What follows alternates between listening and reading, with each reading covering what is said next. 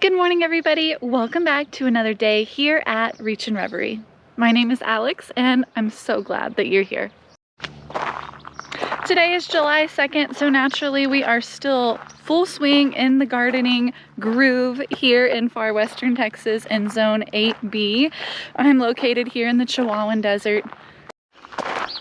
And Evie and I are walking up here because I left my sunglasses up at the front of the property yesterday, and it is already proving to be a beautiful sunny day here in August. There is not a single cloud in the sky that I can see. And we are going to be hitting the ground running today. I'm going to be harvesting a lot in the garden. We've got a lot of things going on here at the property, so I thought I'd bring you guys along and let you guys hang out with me today while I do some homesteading chores. I also had something that Josh and I are so excited to share with you guys. We truly feel like we've hit the lottery here. So with that being said, let me go get my sunglasses and then we'll have to have you guys take a look.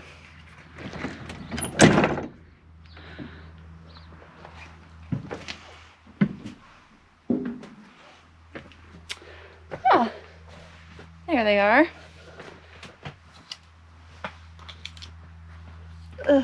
Okay, where were we? In a school bus. How cool, right? That is right, my friends. Josh and I are the proud owners of a 2006 Bluebird school bus. And we are so excited about this. We put in an offer in an auction for a local ISD that was getting rid of this old school bus, listing it as it didn't run. So Josh and I thought, what could it hurt? Let's put in an offer. And we did. We put in an offer that I personally thought was way too low to get this thing. And here we are, 3 months later, we get a call that we won and the bus is ours. And so naturally, we were so excited. It was sold to us as not running, so our thought was we can fix it up, and depending on the condition that it's in, we were thinking maybe about remodeling it into a project here on the homestead. But the funny thing is, Josh did just a little bit of tuning up and he was able to drive it off of the bus yard and drive it home this week. So it runs, and we got a really good deal for it because it was sold to us as not running. So change of plans. This bus is too good for us to tear apart and turn into something else. So we thought the best option for everybody around and to steward this bus well would be to turn around, fix it up, get all of the little kinks and blips out of it, make sure that it is running great, which it does run really well actually, but you know, fix it up a little bit. And we're actually planning on flipping and selling this bus and letting it go to somebody who really wants to use it. And the purpose of that being, if we can sell it after fixing it up, this could be something that we can turn into an opportunity to get started on our house build. So that's something that we are so excited about. We really feel like we hit the lottery with this one. A huge opportunity fell into our laps. If you don't play, you can't win. And while this wasn't the literal lottery, we bid on that auction and we got the bus. And it turns out that Josh, you know, being a mechanic background, you know, he went to school for airline mechanics and he is a true Josh of all trades, got this thing running, drove it off the yard, and all we have to do is do a couple more fine tuning before we can turn around and try to sell this so that we can get started building our house. So super exciting. I thought it would be cool when I came home from work the other day and this bus was sitting in our yard and Josh said, "We won the auction." I truly felt like we won the lottery. It was so cool driving in. I'm like, why is there a bus in our yard? And I'm like, oh, that's the bus that we bid on 3 months ago and hadn't heard back on. And what a cool feeling that is. So I always thought it'd be really cool to remodel a bus, but Josh and I were talking and this one is in such good condition. It would be a shame to take the wheels off, take the engine out, and turn this into something unrecognizable when it still runs. You know, this would be great for, say, for example, somebody who has a church and they need a vehicle for youth functions, or this would be great for somebody who wants to have this as an RV or some other use. But for it to go from running, we just didn't think it would be doing it any justice to take it off the road and turn it into a structure. So let's go get a tour of our new bus. What do you think, Evie? You like the shade this thing causes, huh? It gives you shade. Yes. Well, it does run really well. The first thing Josh did when I got off work and saw this bus is we hopped in and he took me for a ride around the block, and it was so smooth. I really drove super well, and it even has air conditioning that works, and all of the bells and whistles in this thing are great. So let's go take a look at this bus. And it was funny, the first thing I asked Josh is I was like, all right, how's it feel to be a school bus driver? Because he drives for a living. He has a CDL. And so it was just kind of funny that I'm like, you can retire from your day job and go bus people around in our school bus. He didn't think that was funny. So here we are. It's a 47 passenger 2006 Bluebird. And what's cool is it even has seat belts. I mean, when I grew up, school buses did not have seat belts. So that was kind of cool seeing that. They all look really nice. The seats are in great condition. I don't see any blemishes where they've been torn or needed to be repaired. The air conditioner back here works great. Ask me how I know. And even the little alarm thing, I went over here and I was like, ooh, this lock needs to be locked, is what I thought. So I went and locked it and this alarm started going off. So like even the little safety features in here work. It's got its little acoustic ceilings. I feel like a salesman here, but no, we're just so excited. We bid on this thing, and really for us to be able to get it, him tinker with it for a minute and then get it running while still in the bus yard was so cool. We're definitely going to keep our eyes peeled if they auction off anymore, because it was such an easy fix that Josh was able to do. And then now looking at it, just a couple minor tune-ups and we'll be good to go to turn around and sell this thing for really what it's worth, which is going to be so rewarding. So now that I got my sunglasses, that's really what I came in here for. I need to get back to work. We are having a full weekend ahead of us.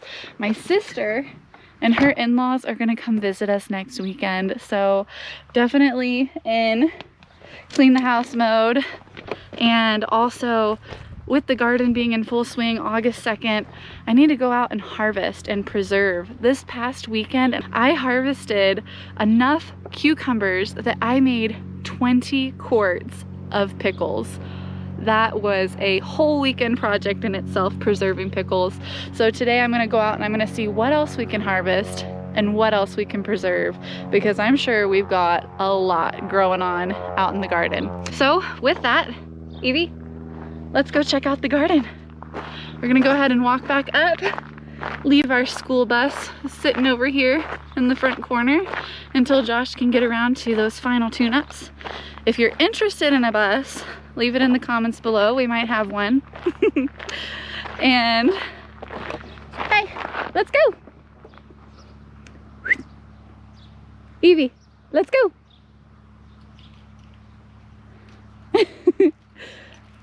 No running. Okay, let's go. So we're gonna go ahead and get back up to the garden. Now, something I've been doing a little bit more of this week as well is keeping my eyes peeled and being a little bit less quiet or stealthy walking around the property. We've had a visitor come to our front door this week that has us feeling a little bit uneasy. Making the hair stand up on the back of your neck sometimes makes me feel like I'm being watched with all of that tall grass behind us, as we have our neighbor's land is roughly about 20 acres of just raw land. We think we may have had a mountain lion come through the property the other day, and I'll show you guys a picture here, or a few pictures, and it could have been a really large dog. The paw prints were huge, and mind you, these paw prints are 4 times the size of Evie's prints, and she is a big dog. She stands about 30 inches tall at the shoulder, and they made her prints look like little puppy prints. So what do y'all think about these prints? Could be a big dog, but then here's this. I ran into our neighbor across the street yesterday, and he asked if we've been up to what we've been up to here on the homestead lately, and I talked to him about the prints, and he said that he saw a mountain lion go from his side of the road, he's across the street, to our side of the road. He saw it, he says he saw it jump clear across the road. So that right there, plus the prints that we saw, kind of makes me think that that print was probably a big cat. I mean, he could have seen a bobcat, or we also have bobcats, but if he says he saw a mountain lion and we've got these prints, I'm kind of thinking that might have been a mountain lion. And look in those pictures how close that is to our front doorstep. And that was just about 2 or 3 days ago. So definitely has me a little uneasy at night, because we have our shop and our RV. So we use our, what we call the shop. It's eventually going to be integrated into the house build as an extension off the house, and Josh will end up having his own shop in the future, but we're calling it the shop right now. We have the shop, which is our living room and bathroom, and then we have the RV over here that we use as our kitchen and bedroom and closet, essentially. And we hang out in the shop as our living room, so oftentimes it's after dark before we go to bed, and we have to go walk across our yard to go into the RV. And seeing that we had an alleged mountain lion print, you know, 3 feet from our front door is kind of, it makes me nervous walking outside at night for sure. We'll let this plane go by.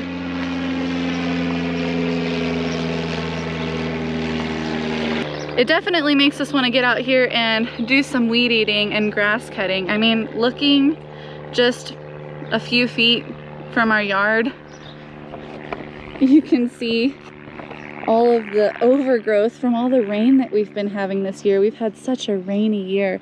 These amaranth and quinoa and grasses and tumbleweeds are waist high. In some places it's 4 and 5 feet tall. So a big cat has places to hide. And so that definitely has us a little bit nervous. Definitely keeping our eyes peeled as we walk around the property now. I do still feel pretty safe in the garden. We've got an 8-foot perimeter fence around it, so I don't feel like if I'm squatting down I have to be having eyes in the back of my head. But walking around the property, I sometimes do feel that. Evie and I, we do every day walk laps around the perimeter of the property, and that day that we saw the mountain lion print, I did go to the back of the property and I saw a doe deer with newborn, barely hit the ground, fresh as can be, triplets.